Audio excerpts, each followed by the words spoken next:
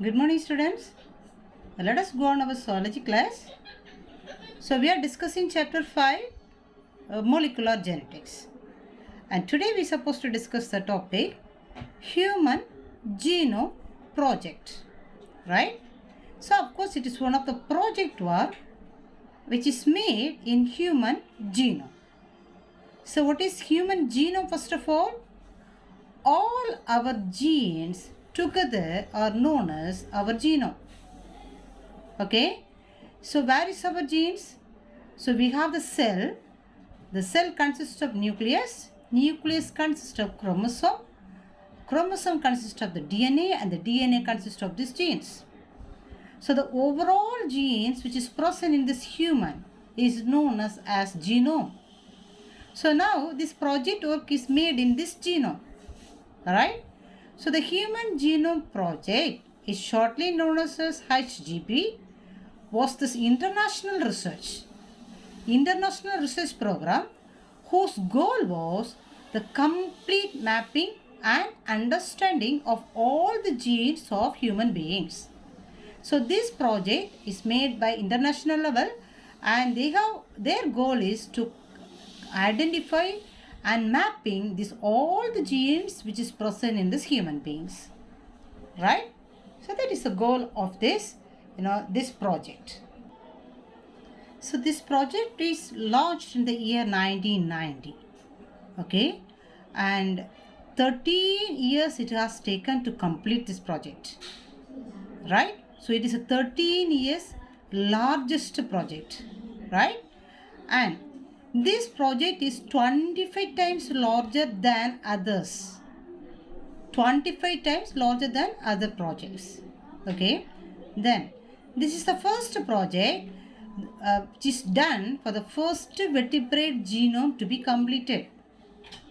So this Human Genome Project is made in human. So human is one of the vertebrate. So this is the first vertebrate genome project to be completed. It is the project is over. Okay. And they estimated the human DNA consists of 3 into 10 power 9 base pairs. Base pairs means what do you mean? If you see the structure of this DNA, the DNA consists of the bases, right? So one base combined with another one base. For example, adenine combined with thymine and guanine combined with the cytosine. So this bases they say. So if we see this overall genes, so human being consists of 23 chromosomes, and one extra we can say one Y chromosomes. For example, 22 autosomes plus X and Y chromosomes. So overall 24 chromosomes they say. So in this, if you take this overall 24 chromosomes, this chromosome consists of the DNA, and the overall DNA consists of 3 into 10 power 9 base pairs are there. Have we got? Okay. Now let us see what are the goals of this Human Genome Project. One goal should be there, right? And the goal is to identify 30,000 genes in human DNA. So if they see the genes, there is 30,000 genes are there. So these genes consist of bases, right? So overall 30,000 genes are in human DNA. Okay.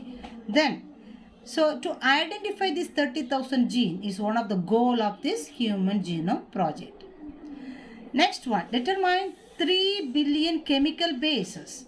So these 30,000 genes consist of how many bases? 3 billion chemical bases. Okay. So these chemical bases must be determined. Okay. Next one.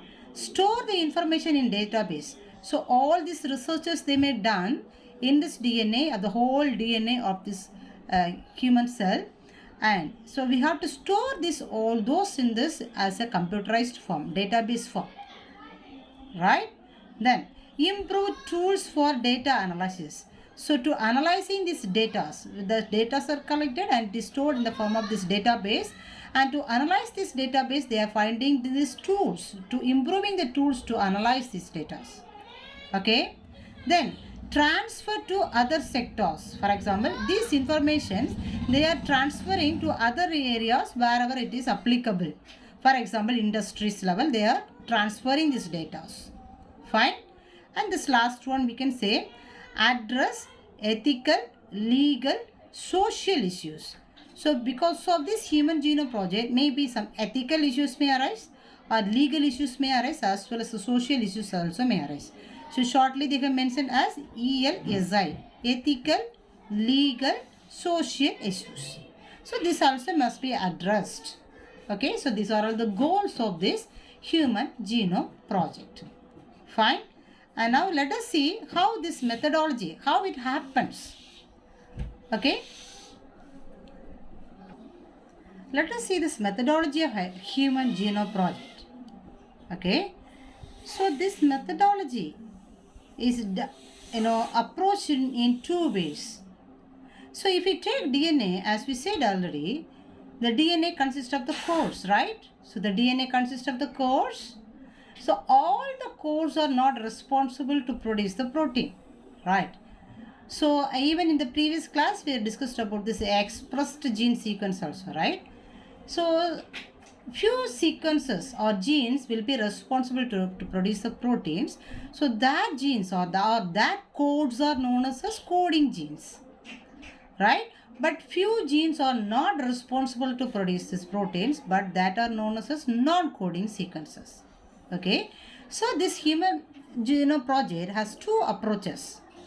One approach is expressed sequence tags. Shortly it is mentioned as ESTS. Expressed sequence means, what do you mean? This gene is expressed as a synthesis of protein. So what do you mean? So that is related to the coding genes. So coding gene only will express as a production of protein. Understand? So that is the coding genes. And so these genes will produce the protein. Okay. So they made the work on these coding genes alone. Okay, that is one approach. The second approach is known as a sequence annotation. Sequence annotation means the entire coding which is present or the entire genes which is present in this whole DNA will be, our whole set of genome will be used. All the genes, even it is including coding genes as well as non-coding genes. So coding and non-coding sequences will be analyzed, research they done. Is it okay? Then how this approach has made, how this methodology, the method how it is used. So the simple technique, as we said already, and recombinant DNA technology. So as like this recombinant DNA technology one, see here also this technology will be applied. Okay. So here what they do, so this is a cell and the cell consists of this DNA. So from the DNA consists of this, genes, right? So from the nucleus or from the cell, they, separate all this DNA out, first of all. So they are separating all this DNA. They are taking away this all the desired DNAs. Oh, sorry, all the DNAs out, right? Then these DNA fragments must be, fragmented. So this should be cut into small pieces. So what enzyme will be used to cut this, DNA into smaller pieces? That is known as restriction endonuclease. Restriction endonuclease. So with the help of this DNA will be spliced into pieces, minute pieces, right? So this we can say as a DNA fragments, right? So when we cut it into small pieces, actually this, since it is a simple pieces, this is not at all enough to do the research. So it must be multiplied or it must be, cloned, right? So for cloning, they are using two organisms.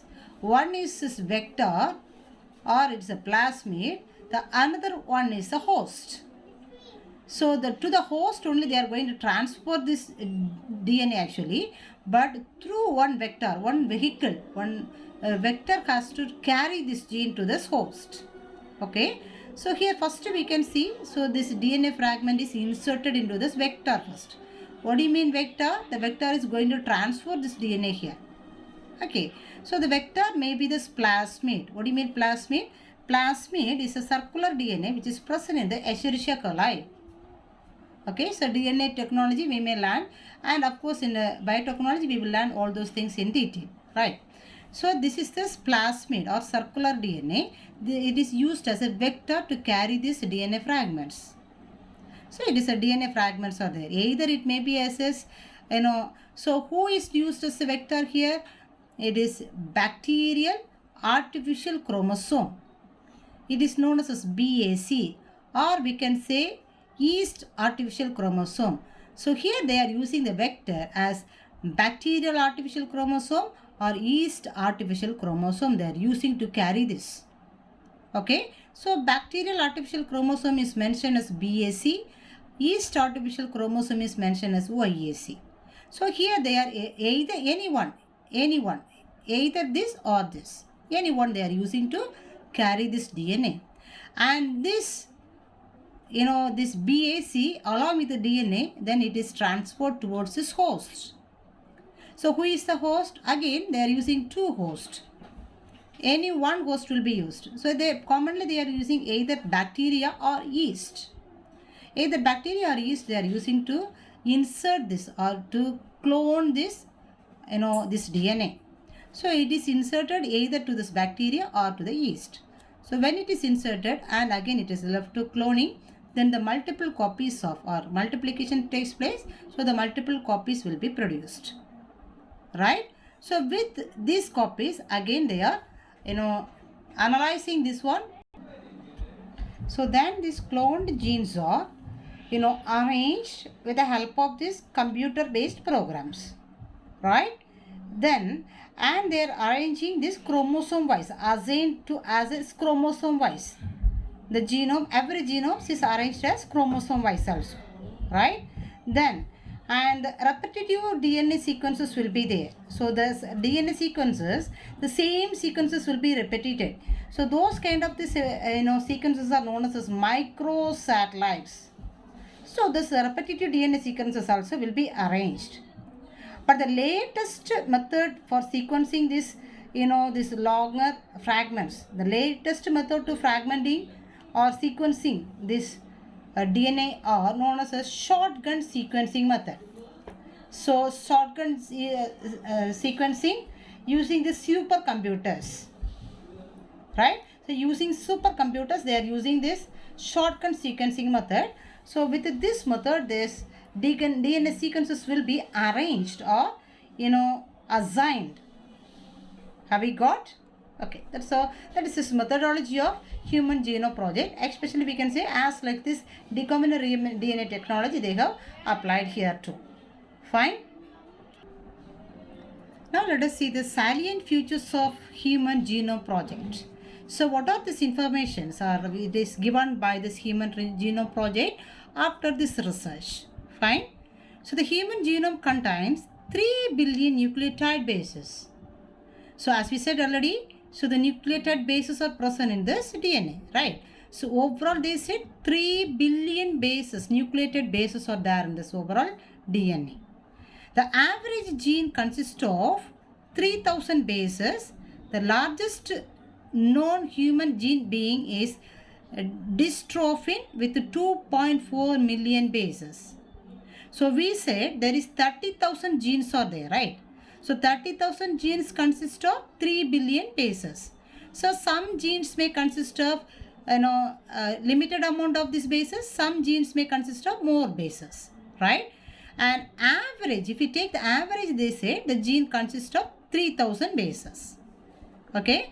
And if you take the largest gene is known as dystrophin. It consists of 2.4 million bases. Okay? Then the next point.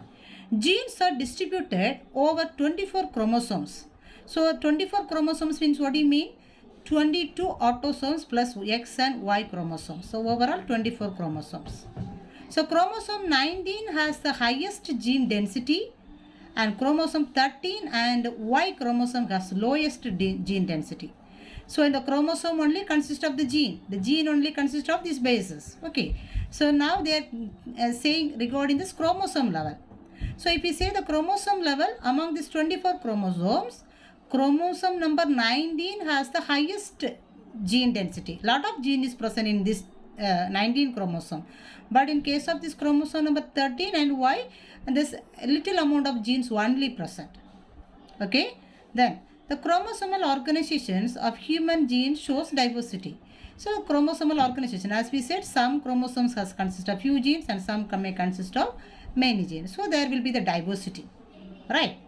So there may be 35,000 to 40,000 genes in the genome, and almost 99.9 nucleotide bases are exactly the same in all peoples. So we said around 30. So here exactly that is estimated, but here they said 35 to 40,000 genes are present in the genome, total genome. It is almost 99.9 nucleotide bases are same for every peoples. Okay, then functions for over 50% of this undiscovered 50% of this discovered genes are unknown. So around 35 to 40,000 genes they have found. Among these, they said around 50% of the genes function is unknown. Maybe we can say it's the uncoding genes. We are not sure what is its role and so on, right? Okay. Then less than 2% of genome codes for protein. So only less than 2% of the gene only producing this protein. Okay.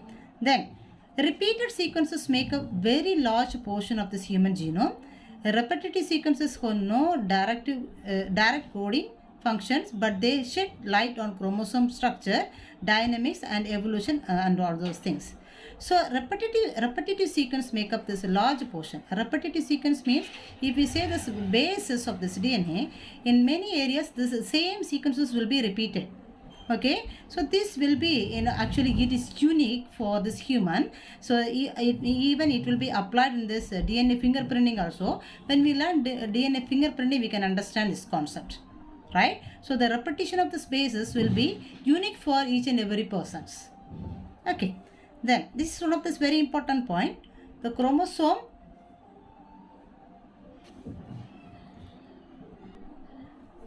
chromosome 1 has 2968 genes, whereas chromosome Y has 231 genes. Okay, so chromosome number 1, they said it is genes, number of genes. Already we said one point, that is the density. Have you got the point? So density and number is different. Density means within limited space the genes may occupy, that is the density. But here the number, the chromosome 1 has 2968 genes, whereas chromosome Y has 231 genes. This is the deviation. Okay, and the next one is scientists have identified about 1.4 million locations where single base DNA differences occur in human, which means actually it is denoted as SNPs, single nucleotide polymorphism. Single nucleotide polymorphism is nothing else. Actually, when we see the sequences, for example, AA, CC, UU, GG, likewise it will be the sequence will be arranged. But in the next sequence, we can say there may be only one slight difference alone, like a point mutation we said, right? Likewise, here for example, and let me write. So if I say an example, for example, if the bases are arranged in like this, AA, UU, CC, G. And in another base, sequence, it is arranged like A, instead of this A, here may be the T. And the rest of the thing is same. The same here, instead of A, here it is G. So at one side alone, there is a deviation.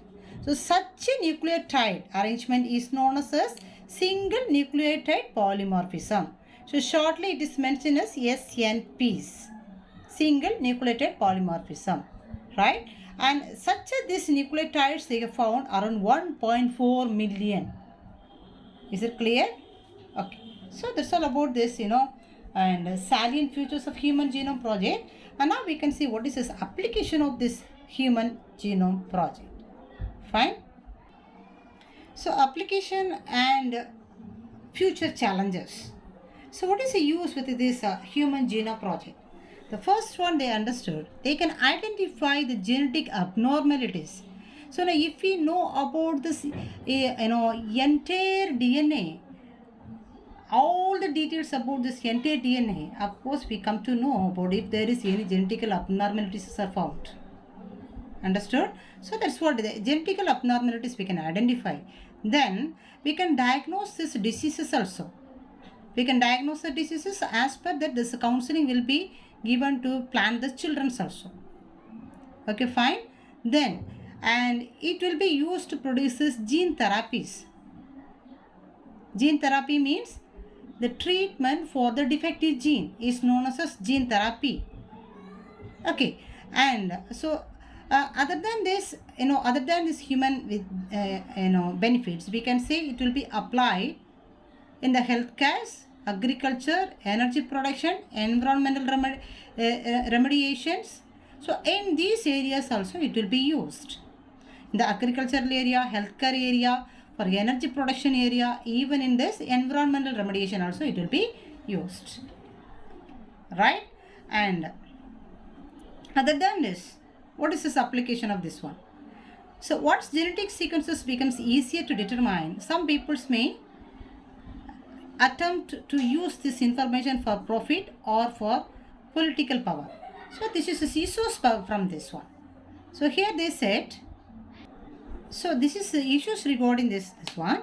And if they come to, once they come to know about this, all these details regarding this Human Genome Project, and then the peoples may they use it this as a profit, and they may use it as for the political power also, right? Then the next one, so the insurance companies may refuse to insure